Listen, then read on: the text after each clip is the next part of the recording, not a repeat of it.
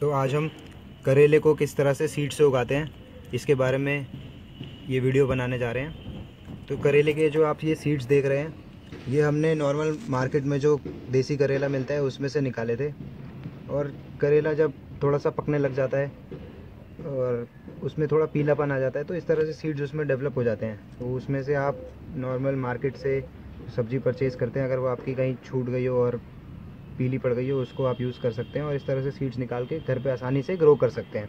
तो इस तरह से हमने इसको एक कोकोपीट का एक मिक्सचर ले लिया है और इसमें थोड़ा सा कोकोपीट और सैंड है और इसके अंदर हमने इस तरह से सीड्स लगाने हैं और इसको फिर नॉर्मल सॉइल से कवर कर देते हैं। करेला एक बहुत ही बेहतरीन फ्रूट है। करेला क्योंकि इतना कड़वा होता है, बिटर गार्ड इसका नाम है, तो अपने कड़वेपन के कारण ये खून की बहुत ही अच्छे से सफाई कर देता है। आपने देखा होगा लोग इसका जूस का भी सेवन करते हैं। आजकल पार्क के बाहर भी करेले का जो जूस है और इसमें और भी हर्ब्स मिलाकर, नीम वगैरह के पत्ते और साथ में अदरक और कुछ थोड़ा सा गिलोय वगैरह मिलाकर लोग इसका जूस का भी सेवन करते हैं। तो ये एक ब्लड प्यूरीफायर का काम करता है। काफ़ी लोग कंप्लेंट करते हैं कि करेला उन्हें पसंद नहीं है, लेकिन हालांकि ये एक अपना टेस्ट है। कुदरत ने 6 तरह के रस बनाए हैं, उसमें से एक रस कड़वा या कटु वो भी है। तो इसको भी हमें अपनाना चाहिए और इसका भी पूरा मज़ा लेना चाहिए। तो कुछ दिन बाद देखेंगे कि इसका जर्मिनेशन कैसे होता है। ये करेले के जो सीड्स हमने लगाए थे, अब ये जर्मिनेट हो चुके हैं और इनको लगाए हुए आज 22 दिन हो चुके हैं। तो यहाँ पर आप देखें कि ये कितने अच्छे जर्मिनेट हो चुके हैं। हालांकि सारे बीज जर्मिनेट नहीं हुए, हमने इसमें ट्रे में 5 बीज लगाए थे तो 3 ही बीज जर्मिनेट हुए हैं और कुछ बीज 3 बीज मैंने इसमें कप में भी डाले थे, यहाँ पे भी जर्मिनेट हो गए हैं। लेकिन इन पे कुछ कीड़ों का भी अटैक हो गया इस बीच में और इसके पत्ते उन्होंने खा लिए हैं। खैर कोई बात नहीं, हम इनको ट्रांसप्लांट करेंगे और ये वापस से अच्छी ग्रोथ पे आ जाएंगे। इस सैपलिंग को अब किस तरह से हम निकालेंगे इसमें से, वो आपको भी दिखा देते हैं। तो इसको पहले मैं थोड़ा ऊंचाई पर रख लेता हूँ ताकि आपको अच्छे से दिखे।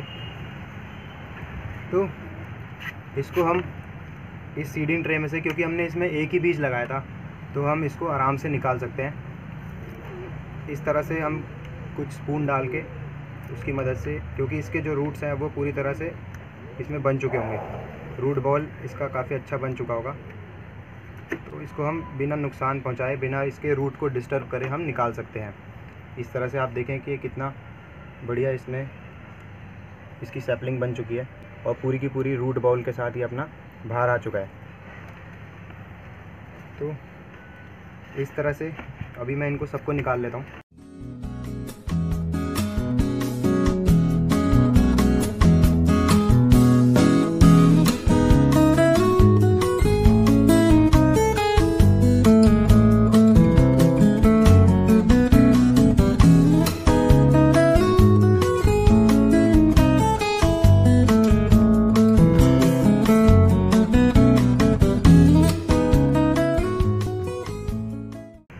और करेले की एक और मुख्य बात है कि ये एक बहुत अंडररेटेड वेजिटेबल है। मतलब ज़्यादा लोग इसको पसंद तो करते हैं, लेकिन कभी भी आपने ये नहीं सुना होगा कि किसी रेस्टोरेंट में करेले की कोई डिश बनाई जाती हो। भिंडी मसाला ज़रूर सुना होगा, आलू दम सुना होगा, आलू जीरा सुना होगा, लेकिन करेले की शायद ही कभी किसी रेस्टोरेंट में कोई डिश निकाली हो, और वो रेस्टोरेंट भी बहुत हिम्मत वाला होगा जिसने करेले का कोई डिश निकाली हो, जबकि इसकी बहुत अच्छी अच्छी डिशेज़ अवेलेबल हैं।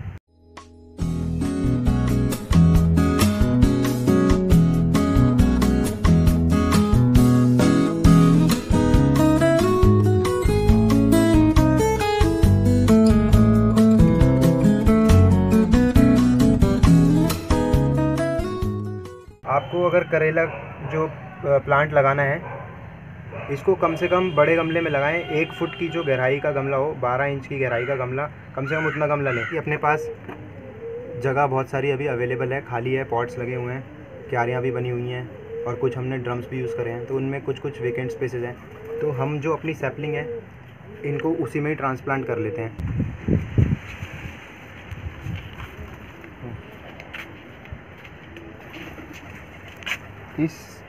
इस टंकी में ऑलरेडी बहुत कुछ लगा हुआ है, लेकिन यहाँ पर फिर कुछ स्पेस अवेलेबल है, तो यहाँ पर इसको हम ट्रांसप्लांट कर ट्राई कर देखते हैं कि इसका ग्रोथ कैसा आता है, क्योंकि इसमें अभी ये जो जगह है काफ़ी है, बट हमसे ये गलती हुई कि हमने इसकी आगे की तरफ में सारे प्लांट्स लगा दिए, तो यहाँ पर शेडेड एरिया क्रिएट हो गया और इस कारण से यहाँ पर थोड़ी शेड हो गई है। तो अब देखते हैं कि ये अच्छा ग्रो करती है कि नहीं। बाकी गार्डनिंग में एक्सपेरिमेंट करना तो बहुत ही अच्छा है, और यही एक ऐसी फील्ड है जिसमें हम बहुत सारे एक्सपेरिमेंट और खुले हाथ से चीज़ें कर सकते हैं, और इसमें हमें बहुत सारे सरप्राइजेज़ भी मिलते हैं। तो इस तरह से हम इन सैपलिंग्स को यहाँ पर लगा दें और थोड़ा सा इनको हल्का सा पुश कर दें, और ऊपर से हम इस तरह से जो भी ड्राई लीव्स होती हैं या फिर ये टहनियाँ होती हैं या फिर इस तरह से भूसा हो गया, नारियल की भूसी हो गई, जूट हो गया, कुछ भी हम इसको ऊपर से ढक के मल्चिंग कर दें। मल्चिंग के बहुत सारे बेनिफिट्स हो जाते हैं। इसमें नीचे माइक्रोबियल एक्टिविटी बहुत अच्छी हो जाती है मल्चिंग करने के कारण। जो माइक्रोब्स हैं और जो इंसेक्ट्स हैं वो बहुत अच्छे से इनको माहौल मिल जाता है, रहने लगते हैं, और ये धीरे धीरे अपनी जगह पे डिकम्पोज होकर इसको न्यूट्रिशन भी देता है। तो सॉइल का जो टेक्सचर है वो बहुत अच्छा हो जाता है, और जो मिट्टी की गुणवत्ता भी है वो बहुत तेज़ी से बढ़ने लगती है, क्योंकि उसमें जो लाइफ है यानी जो जीवाणु हैं वो बढ़ने लगते हैं। किसी भी मिट्टी की जो गुणवत्ता है वो उसके जीवन देने की क्षमता में होती है। हम अपनी बाकी बची हुई सैपलिंग्स को भी इसी तरह से अलग अलग जगह पर लगा देंगे। आज 6 दिन हो चुके हैं, हमने जो करेले की सैपलिंग लगाई थी उसकी प्रोग्रेस देख लेते हैं। तो जो हमने सबसे पहली सैपलिंग लगाई थी उसका तो विकेट डाउन हो चुका है, वो यहाँ से गायब हो गई, क्योंकि यहाँ पे बहुत सारे कबूतर या गिलहरियाँ खेलते रहते हैं, तो शायद उसकी वजह से यहाँ पर जो सैपलिंग लगाई थी वो ना जाने कहाँ चली गई। और यहाँ पर भी उस समय आपने देखा होगा, वीडियो में बैक करके देखेंगे तो एक सैपलिंग लगी हुई थी, वो भी गायब हो गई। तो यहाँ तो कुछ नहीं बचा। तो अब बाकी जो हमने 6 जगह सैपलिंग, 5 जगह जो बाकी सैपलिंग लगाई थी उनकी भी हालत देखते हैं कि किस तरह से वो चल रही हैं। तो 2 सैपलिंग हमने इस वाले एरिया में लगाई थी, क्योंकि यहाँ पर थोड़ी सी शेड रहती है, तो हमने देखा कि चेक करने के लिए कि करेला किस तरह से परफॉर्म करता है शेड में। तो यहाँ पर हम देख सकते हैं कि करेला की जो एक सैपलिंग है ये तो काफ़ी अच्छी एस्टेब्लिश हो गई है 6 दिन में, और ये काफ़ी ऊपर भी बढ़ चुकी है। और जो दूसरी सैपलिंग है वो भी उसने भी अपनी जगह बना ली है, और ये भी धीरे धीरे अब बढ़ जाएगी। तो उसके बाद देखते हैं यहाँ पर एक सैपलिंग इस वाले ड्रम में लगाई थी। इसमें ऑलरेडी 4 चीज़ें लगी हुई थी, 3 भिंडी लगी थी, तो एक करेला हमने यहाँ पर इसमें भी लगा दिया था। ये भी वेल एस्टेब्लिश हो गया है, इसको भी कोई दिक्कत नहीं हुई। और उसके बाद इस तरफ आते हैं,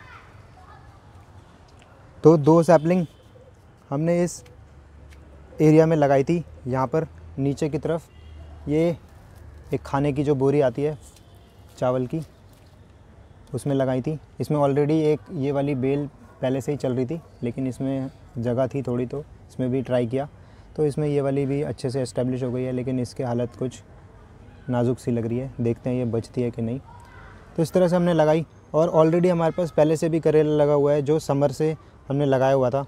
तो ये आप देख सकते हैं कि यहाँ पर ये ग्रो कर रहा है। ये भी इस छोटी सी बोरी में लगा हुआ है, और ये यहाँ से काफ़ी फैल चुका है, यहाँ तक आ चुका है, यहाँ पे आ चुका है, और उस तरफ भी ये पहुँच चुका है।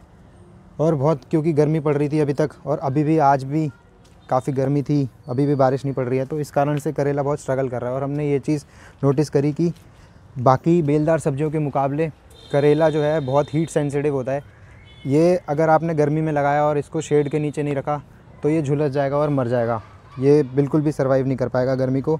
इसको शेड में ही करना पड़ेगा आपको, या शेड नेट लगाना पड़ेगा। लेकिन क्योंकि अभी मौसम बदल रहा है, तो अब ये सारे करेले अच्छी तरह सर्वाइव करेंगे। और ये वो वाला जो करेला आपने पीछे देखा, वो भी पीछे की तरफ शेडी एरिया था, तो इसलिए वहाँ पे अच्छे से ग्रो करा, लेकिन उसमें भी काफ़ी लीव्स थी वो ड्राई हुई। और यहाँ पर भी एक पहले करेला लगा हुआ था, क्योंकि ये भी एक पीछे की तरफ शेडेड एरिया में लग रहा था, तो ये भी ठीक ठाक ग्रो कर रहा है, अच्छे से ग्रो कर रहा है। ये आप देख सकते हैं पीछे से ये निकल रहा है यहाँ से, और अंदर में ये काफ़ी बड़ा हो चुका है। लेकिन इसमें भी यही प्रॉब्लम हुई, क्योंकि ये हीट में था, और यहाँ पर ये जो इतना घना एरिया हुआ है ये पहले नहीं हुआ करता था, तो इसकी पत्तियाँ इस तरह से गर्मी की वजह से मुरझा गई थी। तो हीट सेंसिटिव होने के कारण हमने इसको अब इस शेड एरिया में ट्राई कर रहे हैं। तो यहाँ पर अभी उम्मीद है कि जिस तरह से हम देख सकते हैं तो ये अच्छे से ग्रो कर जाएगा। इसमें रही बात वाटरिंग वगैरह की, तो आप इधर देखें, वाटरिंग के लिए प्लांट्स जो है अपने आप आपको सिग्नल देंगे। अगर तो सॉइल की लेयर आपको दिख रही है कि टॉप सॉइल जो है वो ड्राई हो चुका है, और आप उसमें उंगली लगाकर अगर उसमें मॉइस्चर फील नहीं कर पा रहे तो दोबारा उसको पानी दे दें। अदरवाइज़ अगर पत्ते इस तरह से झूल जाते हैं, ड्रूपिंग हो जाती है। अभी यहाँ पर ये पत्ते झूल गए थे, तो अभी इनको पानी मिल रहा है, हमने ड्रिप सिस्टम लगाया हुआ है तो ड्रिप से पानी मिल रहा है, तो इसलिए वापस से थोड़े से खड़े हो चुके हैं।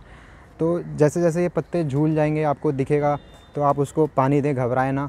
ये एकदम से इन्हें कुछ नुकसान नहीं होगा, ये मरेंगे नहीं, दोबारा पानी मिलते ही ये वापस से इनमें जान आ जाएगी। तो इस तरह से इनके साथ आप थोड़ा सा तालमेल बनाएं, इनको पहचानें कि इनकी टाइमिंग को समझें कि किस तरह से ये इनमें पानी की रिक्वायरमेंट चल रही है। तो ऐसे ऐसे करते करते आपको अपने आप पता चल जाएगा कि इसको पानी की ज़रूरत कब है और कब नहीं। बाकी सॉइल को देखकर भी आप अगर ड्राई हो गया है तो उससे भी अंदाज़ा लगा सकते हैं। और अगर आपने जिस तरह से हमने इस वीडियो में बताया कि अगर उस तरह से आपने सॉइल अपना मिक्स तैयार किया है, पॉटिंग मिक्स तैयार कर लिया है, तो आपको बाद में कोई फर्टिलाइज़र वगैरह डालने की भी ज़रूरत नहीं पड़ेगी। हाँ, बीच बीच में शौकिया तौर से आप अपना किचन का जो खाद बनाते हैं या फिर इधर उधर से आपको कहीं से खाद मिल जाती है, या घर पे अगर आप होम फर्टिलाइज़र बनाते हैं, कोई लिक्विड फर्टिलाइज़र बनाते हैं, तो वो भी डाल सकते हैं। उसके बारे में भी हम और वीडियोस बाद में लेकर आएंगे। बट स्पेसिफ़िकली इसमें आकर अपना समय निकाल कर खाद डालने की आपको ज़रूरत पड़ेगी नहीं। ये जो सब उग रहा है इसमें बीच में हम कुछ नहीं डालते, बस आपको बताया कि मल्चिंग ऊपर से कर देते हैं और इनिशियल जो हमने सॉइल मिक्स बनाया उससे ये काफ़ी अच्छा ग्रो कर जाते हैं। और बीच बीच में आप अगर डालना चाहें तो फर्टिलाइज़र वगैरह डाल सकते हैं। और करेला जैसे कि बेलदार सब्ज़ी है, तो इसको चढ़ने के लिए एक सपोर्ट सिस्टम चाहिए होगा, सपोर्ट की ज़रूरत होगी। तो आप चाहें तो इसको रस्सियों से टांग दें, वरना फिर इस तरह से बैम्बू या प्लास्टिक की जो पाइप्स अगर वेस्ट पड़ी होती हैं तो इनको गाड़ कर एक ट्रेलिस सा बना सकते हैं और इन पे चढ़ा सकते हैं। तो धीरे धीरे ये जो प्लांट्स हैं अब ये ग्रो करेंगे और इसका अपडेट हम दूसरे वीडियो में लेकर आएंगे कि किस तरह से ये ग्रो कर रहे हैं और कैसा इन्होंने परफॉर्म किया। तो फ्रेंड्स, अगर आपको ये वीडियो पसंद आ रही हैं और इन्फॉर्मेटिव भी लग रही हैं तो आप इनको लाइक करें और चैनल को सब्सक्राइब भी कर लें। और अगर आप इन वीडियोज़ को अपने मोबाइल पर नोटिफिकेशन में लेना चाहते हैं तो जो नीचे घंटी का बटन है, बेल का जो आइकन है, उसको भी दबा दें। और इसी तरह से हम और भी वीडियोज़ आगे भी लेकर आते रहेंगे। धन्यवाद।